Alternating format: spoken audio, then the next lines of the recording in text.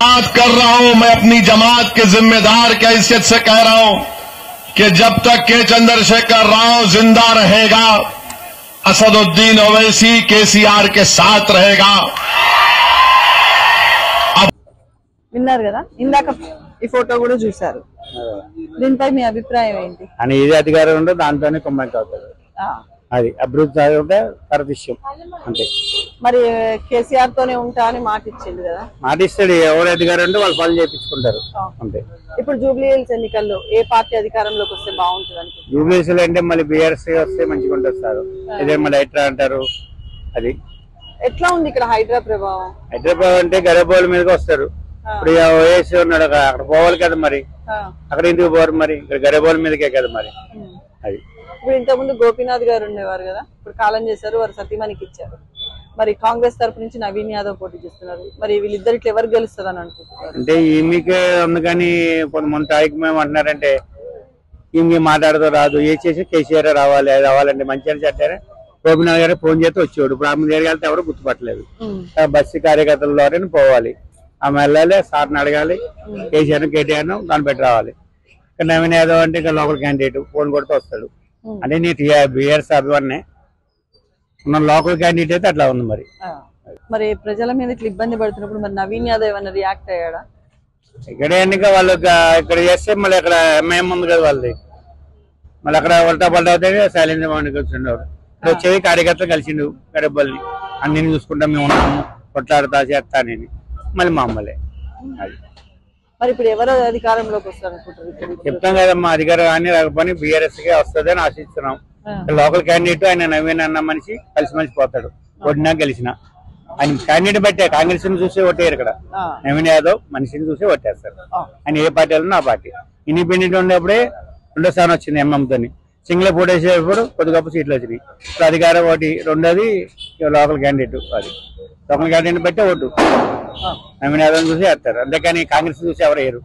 కాంగ్రెస్ అంటే 2500 అన్నాడు, పిల్లలకి బైక్ ఇస్తామన్నారు, స్కూటీలు అవి అన్నారు, ఏమీ లేదు. కానీ నవీన్ యాదవ్ మనిషి చేస్తే లోకల్ క్యాండిడేట్. అదే మాగంటి గోపీనాథ్ అంటే పెద్ద పుల్లాగా ఉండేవాడు, ఆయన లేడు కదా, మరి ఏం చేయలేదు. సార్ ఇతను ఎవరో తెలుసా సార్? ఇతను నాకు తెలియదు, BJP candidate, but I don't know who is he.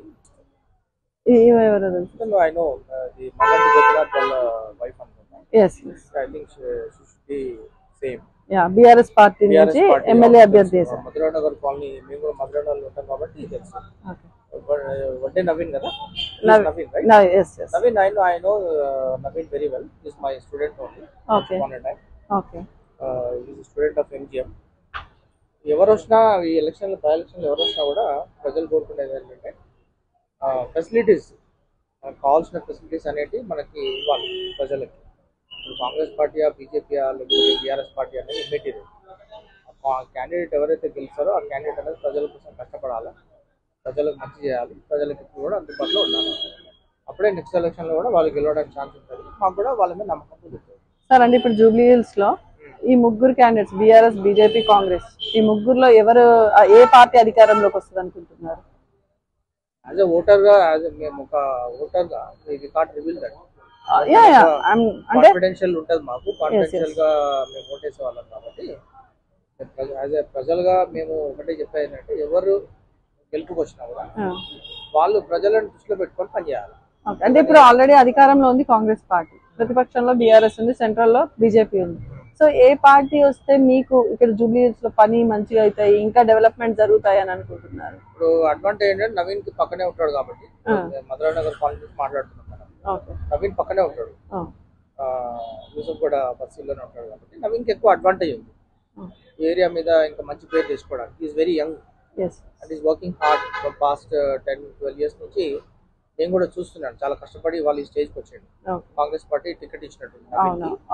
Even I to got to know about this, but definitely తను కష్టపడితే ఫ్యూచర్ లో ఆయనకు మంచి ప్రాస్పెక్ట్స్ ఉంటాయి.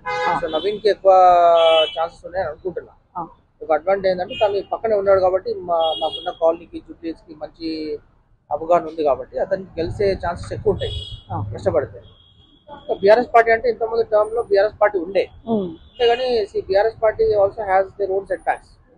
Why they lost in the elections and now why they are contesting అనేది పార్టీగా వాళ్ళకి idea ఉంటుంది, వాళ్ళ హైకమాండ్ వాళ్ళకి ఐడియా ఉంటుంది. తెలంగాణ అంటే బీఆర్ఎస్ పార్టీ, మరి బీఆర్ఎస్ పార్టీ ఓడిపోయింది లాస్ట్ టైం అంటే వాళ్ళకి తెలుసు. ఎందుకు ఇప్పుడు నేను ఒక ఎడ్యుకేటెడ్ పర్సన్ని, తెలంగాణ వాదిని, నేను ఇంత కాన్ఫిడెంట్గా నేను చెప్పగలుగుతున్నా అంటే వాళ్ళు మిస్టేక్ చేసినాయి కాబట్టి వాళ్ళు ఓడిపోయింది. ఇప్పుడు everybody will get a chance to rectify their mistakes. వాళ్ళు కూడా వాళ్ళ మిస్టేక్స్ని రెక్టిఫై చేసుకొని కష్టపడితే మళ్ళీ పార్టీలోకి మళ్ళీ పవర్లోకి వచ్చే ఛాన్స్ ఉంటుంది. సో ఫైనల్గా ఏంటంటే ఏ పార్టీ అయినా కూడా వాళ్ళు గెలవాలన్నా, మంచి పేరు తెచ్చుకోవాలన్నా ప్రజల కోసం కష్టపడాలి. ప్రజలకి కావాల్సిన అన్ని సౌకర్యాలు వాళ్ళు క్రియేట్ చేయాలి. ప్రజలు లొంగుబాటు, మెయిన్గా ప్రజలకి లొంగి ఉండాలి. అంతేగాని పర్సనల్ అజెండా తోటి పోతే ఒక టర్మ్ కాకుండా ఇంకొక టర్మ్ ప్రజలు చూపెడతారు. వాళ్ళకి ప్రజలు కంపల్సరీ వాళ్ళు బుద్ధి చెప్తారు. మీకు ఒక 2 వీడియోలు చూపిస్తా. ఆ వీడియోలు చూసి మీకు ఏమనిపించిందో మీ అభిప్రాయం ఏంటో చెప్పండి మాకు, అంతే. सर बात कर रहा हूं, मैं अपनी जमात के जिम्मेदार की हैसियत से कह रहा हूं कि जब तक के चंद्रशेखर राव जिंदा रहेगा, असदुद्दीन ओवैसी केसीआर के साथ रहेगा.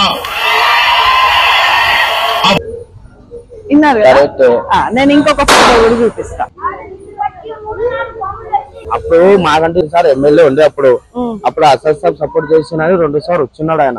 కాదంటలే మేము. ఇప్పుడు ఏమంటే ఇప్పుడు రూలింగ్ పార్టీ లేదు. ఇప్పుడు అప్పుడు కేసీఆర్ ఉండే వాళ్ళు మాట్లాడుకున్నప్పుడు మాకంటే సపోర్ట్ చేసారు అప్పుడు. ఇప్పుడు ఏమంటే కేసీఆర్ రేవంత్ రెడ్డి ఉన్నారు. ఇప్పుడు ఏమంటే సపోర్ట్ చేసి ఇప్పుడు కాంగ్రెస్ కి సపోర్ట్ చేస్తారు అంతే. జూబ్లీ హిల్స్ ప్రస్తుత పరిస్థితులలో ఎవరు గెలుస్తారు అనుకుంటారు? Congress, BRS, BJP? కాంగ్రెస్ గెలుస్తారండి ఇక్కడ కన్ఫామ్.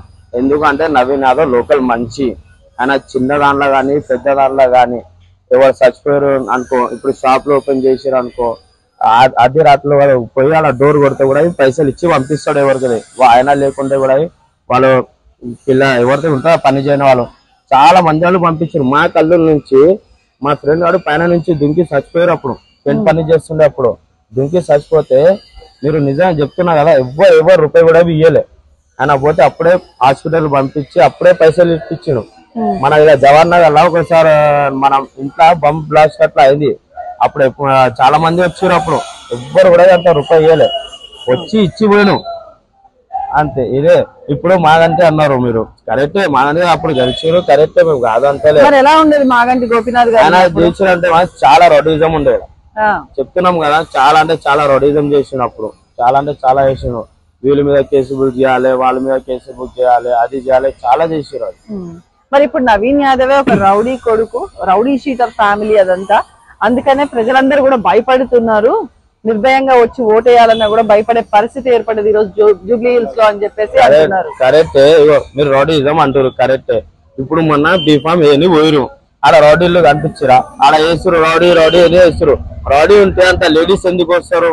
అంత జనాలు ఎందుకు వస్తారు రౌడీ అంటే? చెప్పండి. చిన్న చిన్న పిల్లలు, పెద్దవాళ్ళు, వాళ్ళ అభిమానులు అంతమంది ఎందుకు వస్తారు రౌడీ అంటే? చెప్పండి. కరెక్టే కదా అది. అది చెప్తారు ఏమంటే బీఆర్ఎస్ వాళ్ళు లేపిస్తారు.